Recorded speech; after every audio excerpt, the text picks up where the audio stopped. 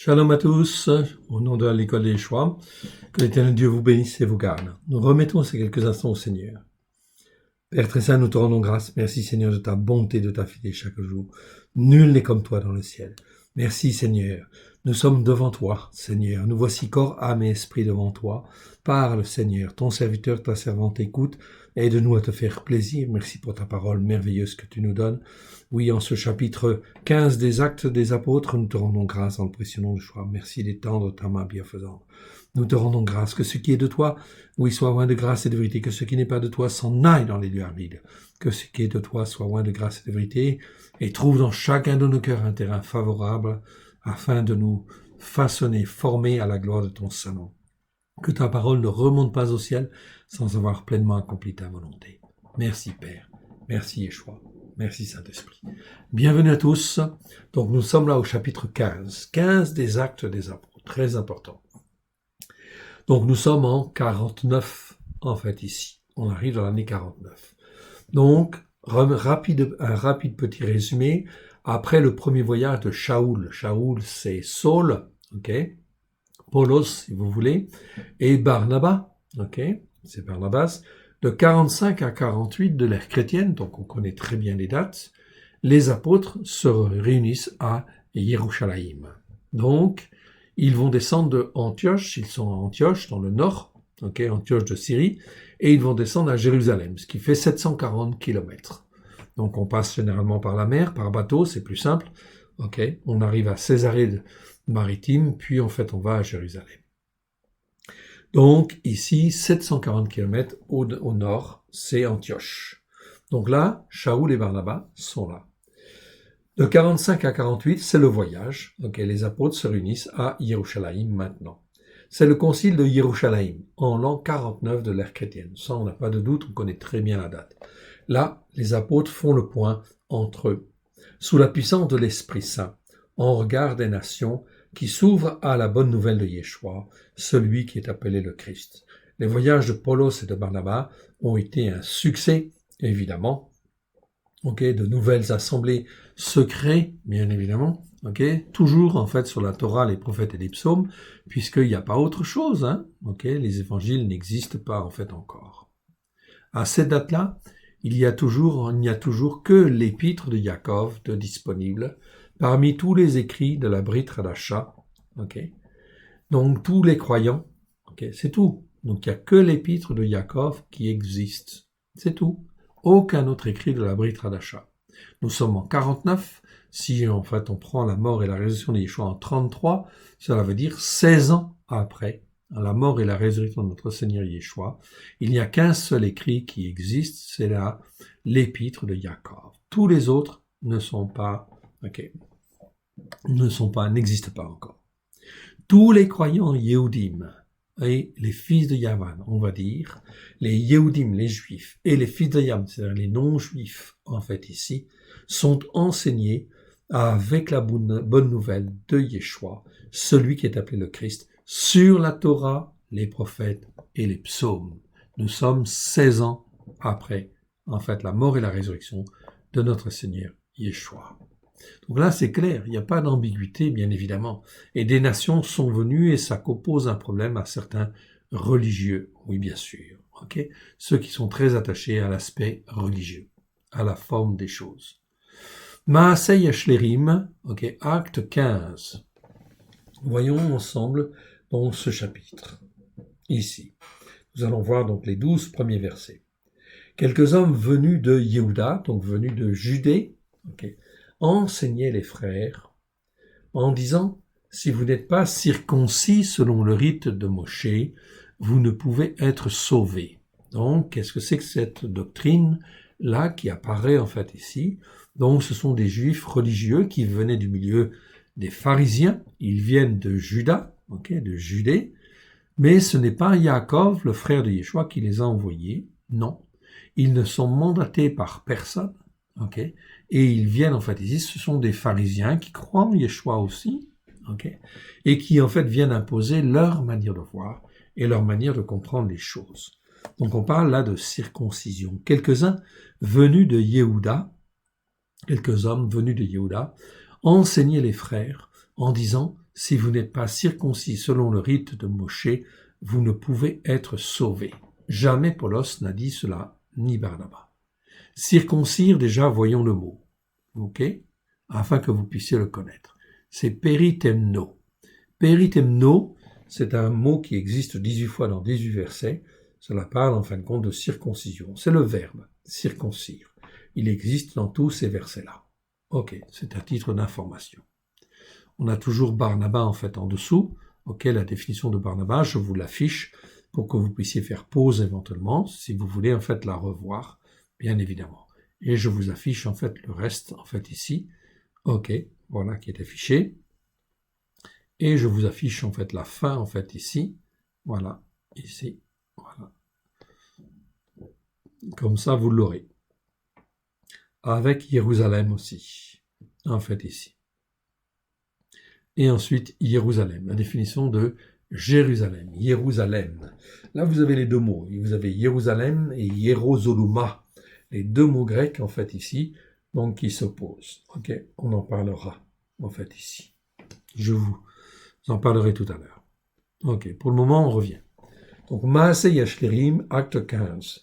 Quelques hommes venus de Yehuda enseignaient les frères en disant « Si vous n'êtes pas circoncis selon le rite de Moshe, vous ne pouvez être sauvés. » Ça fait 16 ans que Paulos et Barnabas ont enseigné en fin de compte déjà la parole de Dieu, la bonne nouvelle de Christ.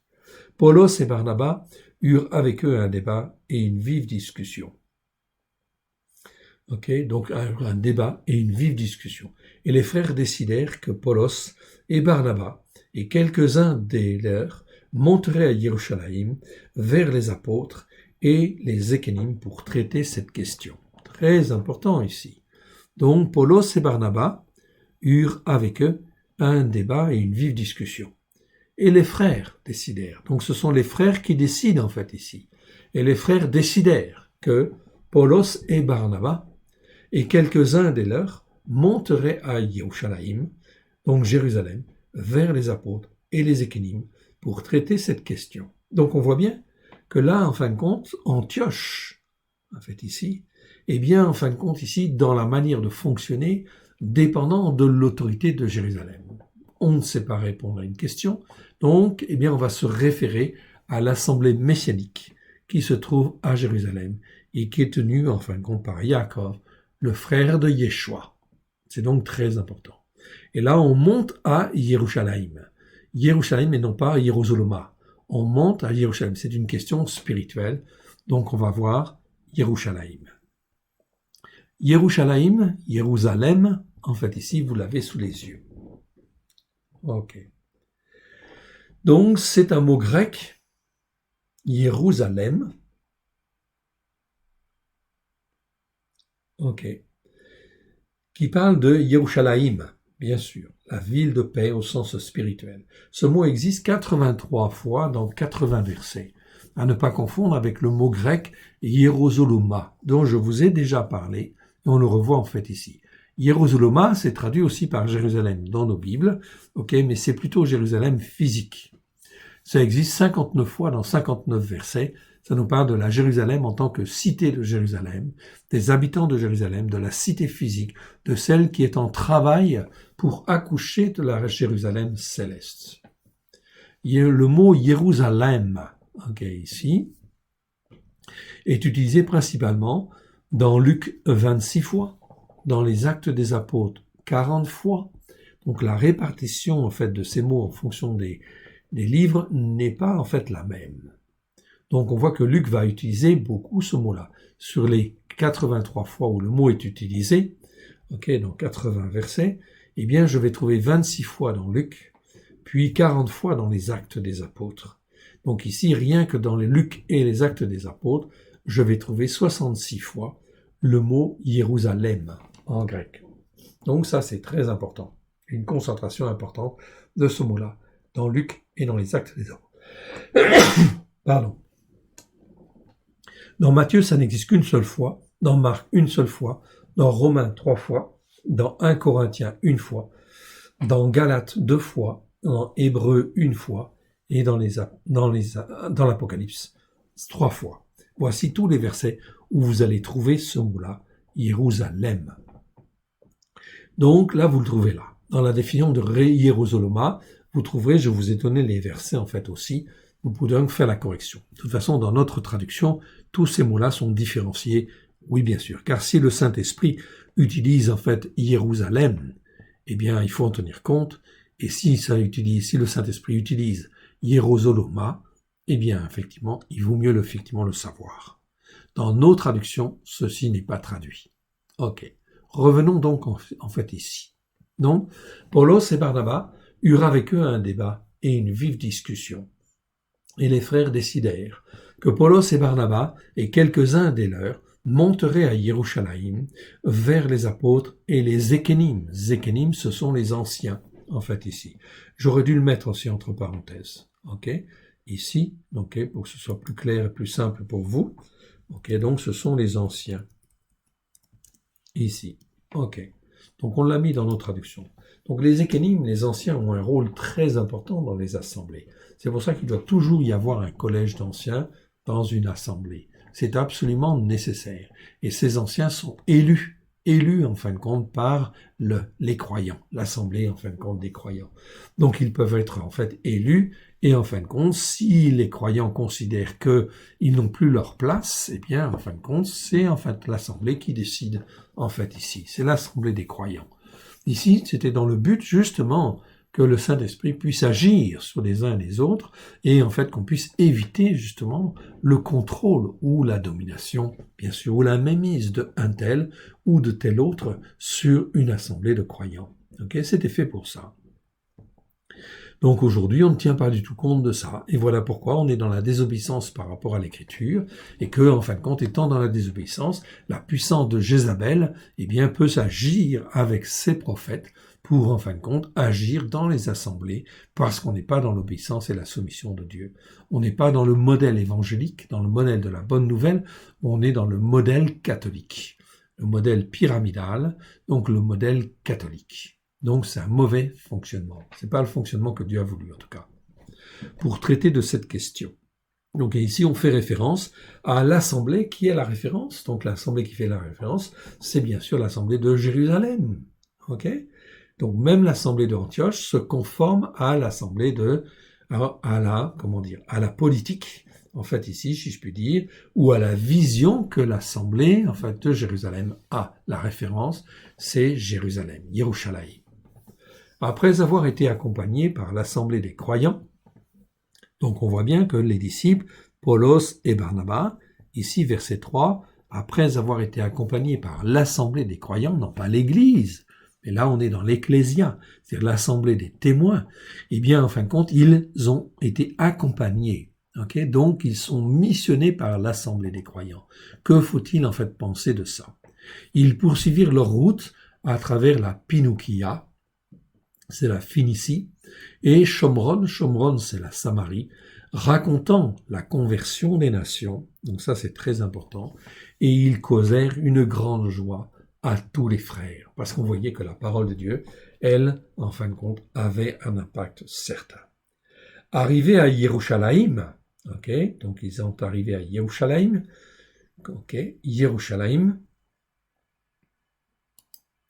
ok, ils furent reçus par l'assemblée des croyants de Yerushalayim. Les apôtres et les Ékénim,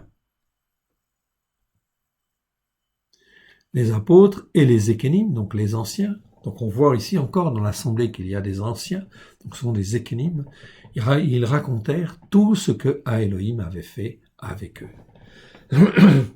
Alors, quelques-uns du parti des Pérouchim, donc des pharisiens, qui avaient cru, donc ce sont des pharisiens qui croient, en fin de compte, en Christ Yeshua. Okay? Donc, qui avaient cru, se levèrent en disant qu'il fallait circoncire les nations et exiger l'observation de la Torah de Moshe. Donc ici, on voit bien qu'on est avec des Pérouchim. Pérouchim, ce sont des pharisiens qui avaient cru. Et en fin de compte, eux, eh bien, qu'ils réagissent comment? Ils réagissent, en fin de compte, selon leur tradition, en fait, ici, et ils disent il faut les convertir, non pas seulement les convertir, pour eux, la conversion, c'était la circoncision. Mais Dieu n'a jamais dit ça, au contraire. ok, disant qu'il fallait circoncire les nations. C'est pas parce que les nations vont être circoncis qu'ils vont croire et qu'ils vont être formés ou façonnés comme il convient, bien évidemment. Même si à Antioche, on l'a vu, il y avait beaucoup de Juifs, en réalité, qui étaient là-bas. Qu'il fallait circoncire les nations et exiger l'observation de la Torah et de Moshe. Donc l'observation de la Torah de Moshe, c'est bien, mais au travers de ce qu'ils disent, ils voudraient en fin de compte que toutes les règles rabbiniques, les règles des pharisiens, ici, soient mises en place. Donc là, on est dans un débordement religieux, ici quelque part, dans des contraintes religieuses qui ne sont pas bonnes. Alors les apôtres et les ékénim se réunirent pour examiner cette affaire. Les apôtres. Donc, qui sont ces apôtres? Eh bien, bien sûr, c'est tous les disciples de Yeshua, les 12 apôtres, qui sont là, qui sont réunis avec Yaakov, le frère de Yeshua, oui, bien sûr. Et les ékénim se réunirent pour examiner cette affaire. Une grande discussion s'étant engagée, Pétros se leva et leur dit, « Hommes, frères, vous savez dès longtemps que dès longtemps,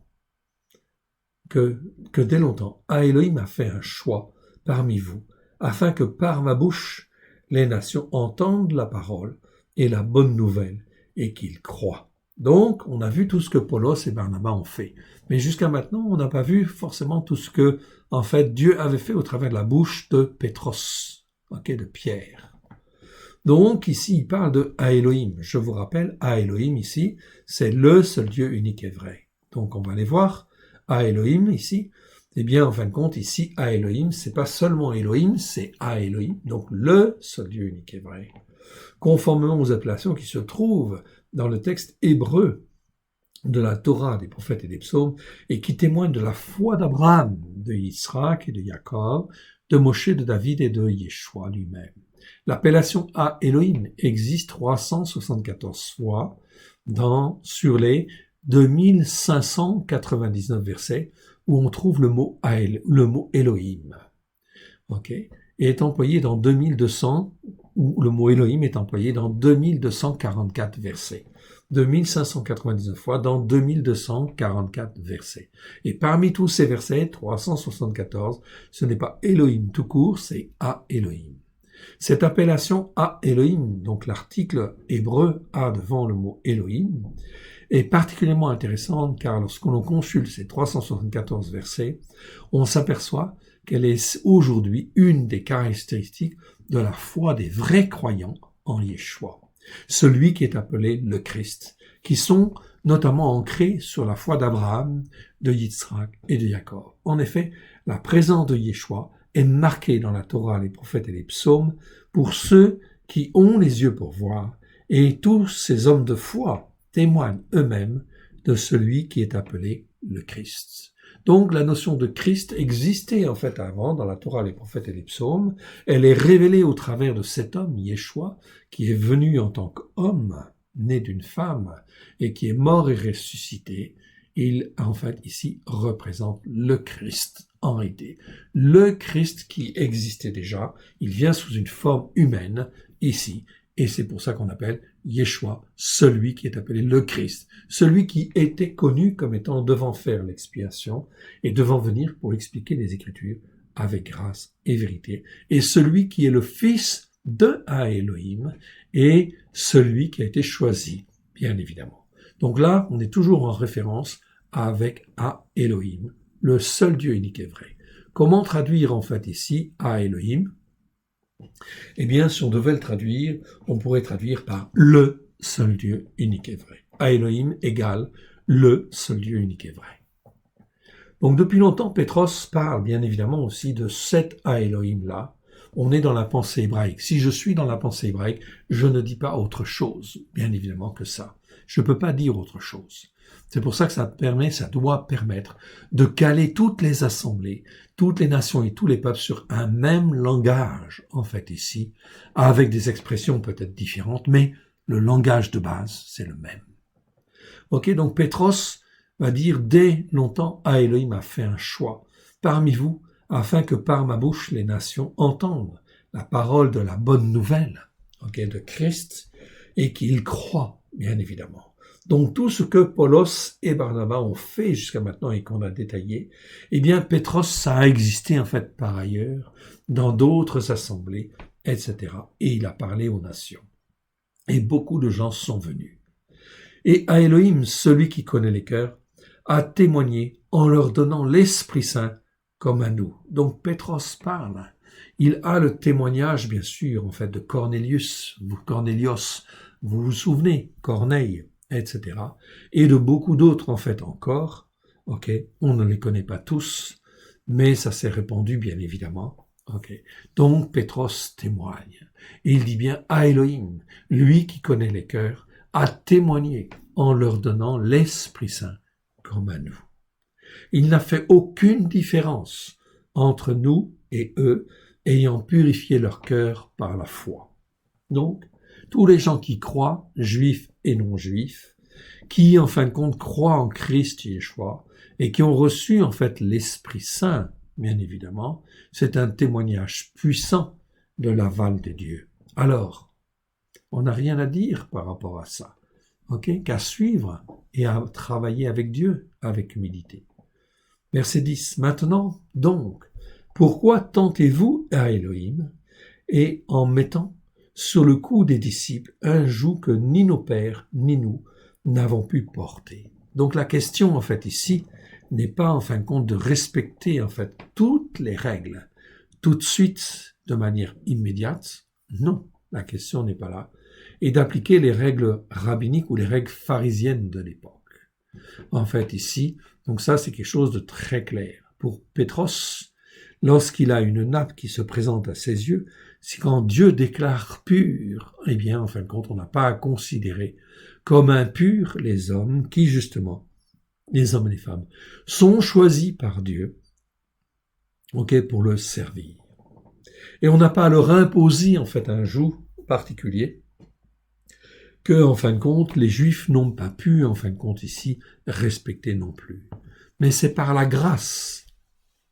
Donc il dit bien, verset 11, mais c'est par la grâce, en fait, du Seigneur, Christ Yeshua, que nous croyons être sauvés de la même manière qu'eux. Donc Pétros témoigne, en fait, ici, de manière très claire, de ce que le Seigneur a fait au travers de lui.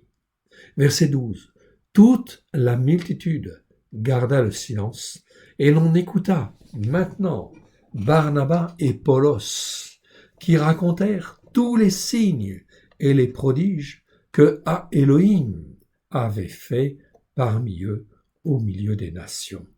Tout ce qui a vu, que tout ce qui a été fait, tout ce qu'on a vu en fait là dans le détail, ok, eh bien Barnabas et Paulos le racontent. Ils racontent tous les signes, tous les prodiges, bien évidemment, en fait, qu'ils ont vus, et ils sont là comme un témoin pour montrer que Elohim, toujours en fait le seul Dieu unique et vrai, avait fait parmi eux, au milieu de quoi? De qui? Des nations. Donc ils ont raconté leur voyage dans le détail. Nous sommes là donc en 49, bien évidemment, ok. Et c'est donc là en fait une chose très très très importante. Ils témoignent de ce que Dieu en fin de compte a fait au travers d'eux, avec des signes et des prodiges, oui bien sûr. Ok. Je ne reviens pas sur les mots signes et prodiges, hein, vous les avez là. En fait, ici, je vous les fais apparaître en fait à l'écran, simplement si vous voulez les revoir en fait ici, afin de bien comprendre ce que c'est qu'un signe. En fait, ici, on voit bien que les signes, c'est toujours fait pour ramener en fin de compte sur la Torah, les prophètes et les psaumes. Tout ce qui a été fait en fait ici par en fait Paulos, Barnabas, Pétros, etc., c'est dans leur but de ramener les gens à la Torah, les prophètes et les psaumes à la lumière de Yeshua. Le mot signe, en fait, ici, je vous l'affiche à l'écran. Vous pouvez faire pause. Je vous affiche, en fait, la suite, en fait, ici. OK, le but de ces signes. OK. Voilà. Et de ramener à la Torah. Vous avez donc là, en fait, ici, toute la définition du mot signe. Je vous montre, en fait, ici, le mot terrasse, en fait, aussi. Comme ça, vous pourrez l'avoir à l'écran et faire, effectivement, en fin de compte, une petite étude, si vous le voulez. Il n'y a pas de souci. OK? Nous avons terminé ce premier enseignement. Et nous aborderons en fait dans la prochaine vidéo en fait le passage principal de ce chapitre 15, ok, verset 13 au verset 29. Mais pour que ce ne soit pas trop long en fait ici, on va s'arrêter là en fait pour en fait ici cette vidéo. Et je vous encourage en fin de compte à les écouter et à les faire connaître autour de vous afin que la parole de Dieu, la bonne nouvelle de Christ soit annoncée simplement en fait, avec force et vérité, à la gloire de l'Éternel. Que le Seigneur Dieu vous bénisse et vous garde dans le précieux nom de Yeshua. À tout à l'heure. Que Dieu vous bénisse. Shalom à tous. Amen.